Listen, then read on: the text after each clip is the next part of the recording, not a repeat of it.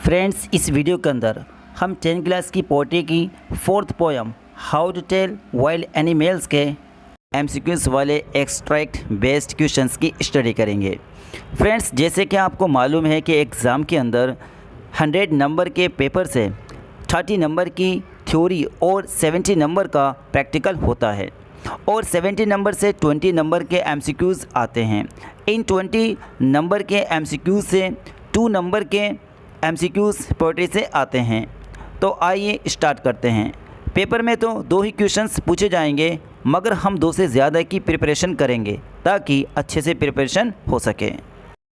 Friends, पहले इस stanza को हिंदी में स्टडी कर लेते हैं। If ever you should go by chance to jungles in the east and if there should to you advance a large and tawny beast, if he roars at you as you are dying, you will know it is the Asian lion। इसकी हिंदी है, अगर आप कभी इत्तेफाक से east के जंगलों में जाएं और वहाँ पर एक बड़ा गहरे पीले रंग का जानवर आपकी ओर बढ़े, अगर वे आप पर ऐसे दहाड़े जैसे कि तुम मरने को हो, तो तुम जान जाओगे कि ये एशियाई शेर है। फर्स्ट क्वेश्चन है, हु कंपोज्ड दीज लाइन्स। इन लाइंस को किसने लिखा है?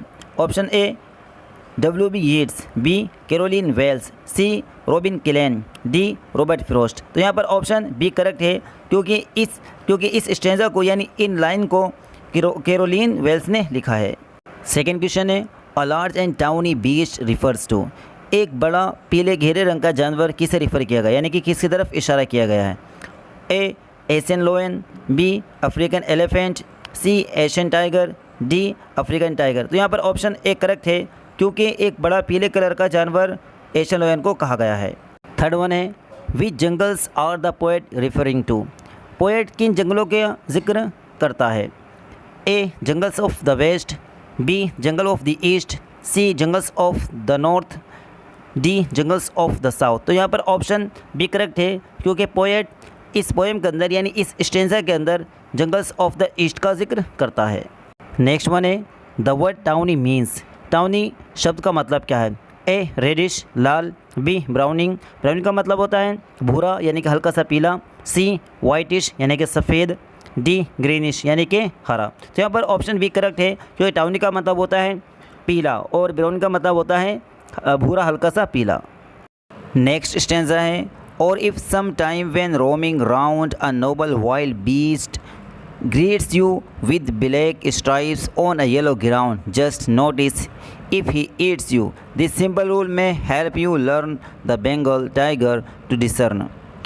इसकी हिंदी है, और अगर किसी समय घूमते हुए एक शानदार जंगली जानवर आपका स्वागत करता है जिसके पीले जिस पर काली धारियाँ हों, सिर्फ ध्यान रखिए अगर वे तुम्हें खाता है तो ये सिंपल रूल आपकी सीखने और जानने में मदद कर सकता है कि वे बंगाल का टाइगर है। फर्स्ट क्वेश्चन है, हु कंपोज्ड दीज लाइन्स। ये लाइन्स किसने लिखी? तो A Robert Frost, B Robin Killen, C W.B. Yeats, D Carolyn Wells. तो यहाँ पर ऑप्शन डी करेक्ट है क्योंकि इन लाइन्स को कैरोलिन वेल्स ने लिखा है। सेकेंड क्वेश्चन है, a noble wild beast here refers to. यहाँ पर एक शानदार जंगली जानवर का जिक्र किया गया है, यानी कि यहाँ पर एक जंगली जानवर की तरफ इशारा किया गया है। तो यहाँ पर ऑप्शन बी करेक्ट है क्योंकि यहाँ पर बंगाल टाइगर के बारे में इशारा किया गया है। नेक्स्ट है, one characteristic of Bengal tiger is. Bengal के टाइगर की एक खासियत है, A yellow black stripes, B white black spot, C yellow green stripes, D green black spots. तो यहाँ पर ऑप्शन ए करेक्ट है क्योंकि बंगाल के टाइगर के जिस पर काली और पीली धारियाँ होती हैं। नेक्स्ट है, द डिसर्न मीन्स, यानी कि डिसर्न का मतलब क्या? डिसर्न का मतलब होता है जानना। तो यहाँ पर ऑप्शन सी करेक्ट है क्योंकि आइडेंटिफाई का मतलब भी जानना होता है। नेक्स्ट स्टेंजा है, if strolling forth a beast you view whose hide with spots is peppered, as soon as he has leapt on you, you will know it the leopard. It will do no good to roar with pain, he will only lep and lep again.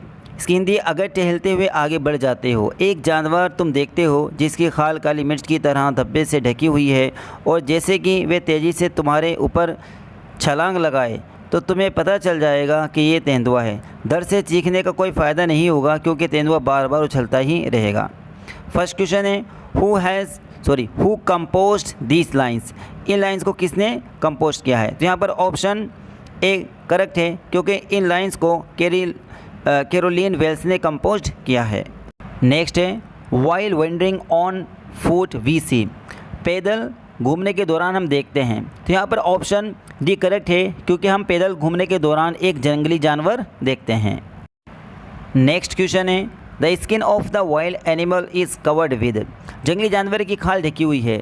तो यहाँ पर option A correct है, यानी कि जंगली जानवर की खाल किस चीज़ से ढकी हुई है? तो यहाँ पर ऑप्शन ए करेक्ट है, क्योंकि जंगली जानवर की खाल जो है वो धारियों से ढकी हुई है, स्ट्राइप्स यानी कि धारियों से ढकी हुई है। नेक्स्ट वन है the word peppered means, peppered का मतलब क्या है? पेपर का मतलब होता है ढकना या काली मिर्च, यानी काली मिर्च से ढकना। तो यहाँ पर ऑप्शन बी करेक्ट है, पेपर का मतलब भी ढकना होता है और कवर विड का मतलब भी ढकना होता है। नेक्स्ट स्टेंजा है if when you are walking round your yard you meet a creature there who hugs you very very hard, be sure it is a bear. If you have any doubts, I guess he'll give you just one more carries. अगर जब आप अपने आंगन के आसपास घूम रहे हो और आपको एक जानवर मिल जाता है जो तुम्हें बहुत ज़ोर से गले लगाता है, तो यकीन मानिए कि ये एक भालू है। अगर आपको कोई शक है, मेरा ख्याल है वे एक बार आपको प्यार से चूमेगा। फर्स्ट क्वेश्चन है from which poem has this stanza been taken, किस पोएम से ये स्टेंजा लिया गया है? तो यहाँ पर ऑप्शन डी करेक्ट है, क्योंकि stanza how to tell wild animal से लिया गया है। नेक्स्ट है a creature who hugs you is, एक जानवर जो आपको गले लगाता है। तो यहाँ पर ऑप्शन बी करेक्ट है, क्योंकि भालू इंसान को गले लगाता है, यानी कि वे इंसान को दबोचकर मार देता है। नेक्स्ट है the poet makes a guess that the beast will give you, poet अनुमान लगाता है कि जानवर तुम्हें देगा। तो यहाँ पर ऑप्शन सी करेक्ट है, क्योंकि पोएट वो जो भालू जो होता है वो इंसान को प्यार करता है, यानी कि ए लविंग टच, यानी कि एक प्यार करने वाला टच देगा। नेक्स्ट वन है the word hugs means, hugs का मतलब क्या होता है? हग्स का मतलब होता है गले लगाना। तो यहाँ पर ऑप्शन ए करेक्ट है, क्योंकि एम्ब्रेस का मतलब भी गले लगाना होता है। नेक्स्ट वन और लास्ट वन है The true chameleon is a small, a lizard sort of thing. He hasn't any ears at all and not a single wing. If there is nothing on the tree, this is the chameleon you see. एक वास्तविक गिरगिट एक छिपकली की तरह छोटा होता है, उसके कोई कान नहीं होता है और ना ही एक पंख होता है। अगर पेड़ पर कुछ भी नहीं है तो वे गिरगिट है जो तुम देखते हो। फर्स्ट क्वेश्चन है the chameleon has been compared to, chameleon की तुलना की गई है। तो यहाँ पर ऑप्शन बी करेक्ट है, क्योंकि गिरगिट की तुलना छिपकली से की गई है। नेक्स्ट क्वेश्चन है who composed these lines, in line को किसने लिखा है? तो यहाँ पर ऑप्शन डी करेक्ट है, क्योंकि इन लाइन को कैरोलिन वेल्स ने लिखा है। नेक्स्ट वन है the chameleon does not have even have, गिरगिट के पास एक भी नहीं है। तो यहाँ पर ऑप्शन सी करेक्ट है, क्योंकि उसके पास एक भी पंख नहीं है। नेक्स्ट वन और लास्ट वन है ए कैमेलियन इज़ नोन फॉर, गिरगिट को जाना जाता है, यानी गिरगिट किस क्वालिटी से जाना जाता है? तो यहाँ पर ऑप्शन ए करेक्ट है चेंजिंग कलर्स, क्योंकि गिरगिट को उसके रंग बदलने से जाना जाता है, क्योंकि वे किसी भी रंग में अपने आप को ढाल लेता है। दोस्तों, अगर आपकी वीडियो पसंद आई है तो हमारी वीडियो को लाइक करें और हमारे चैनल इफ्ती सर को सब्सक्राइब करें। Thanks for watching this video.